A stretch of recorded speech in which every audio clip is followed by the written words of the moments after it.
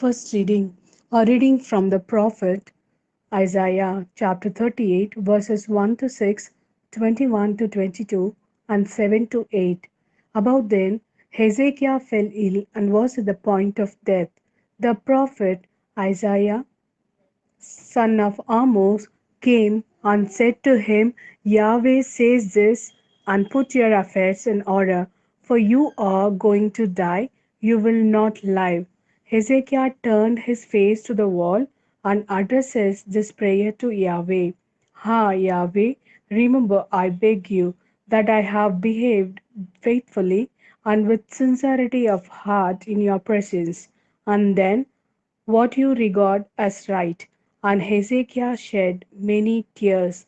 Then the word of Yahweh came to Isaiah. Go and say to Hezekiah, Yahweh, the God of your ancestor David, says this: I have heard your prayer and seen your tears. I shall cure you in 3 days' time. You will go up to the temple of Yahweh.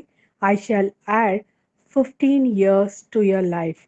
I shall save you and this city from the king of Assyria clutches and defend this city for my sake and my servant David's sake. Here Isaiah replied in the sign from Yahweh that he will do what he has said. Look, I shall make the shadow cast by the declining sun on the steps of Ahaz roof room go back 10 steps, and the sun went back the 10 steps by which it has declined. Bring a fig poultice, Isaiah said, apply it to the ulcer, and he will recover. Hezekiah said, what is the sign to tell me that I shall be going up to the temple of Yahweh? This is the word of Lord. Thanks be to God.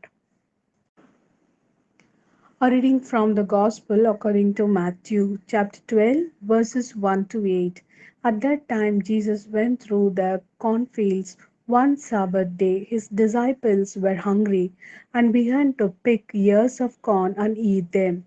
The Pharisees noticed it and said to him, look, your disciples are doing something that is forbidden on the Sabbath.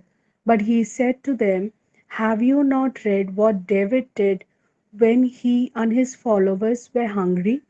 How he went into the house of God and they ate the loaves of the offering, although neither he nor his followers were permitted to eat them, but only the priests. Or again, have you not read in the law that on the Sabbath day the temple priests break the Sabbath without committing any fault? Now, here, I tell you, is something greater than the temple. And if you had understood the meaning of the words, mercy is what pleases me, not sacrifice, you would not have condemned the blameless. For the Son of Man is master of the Sabbath.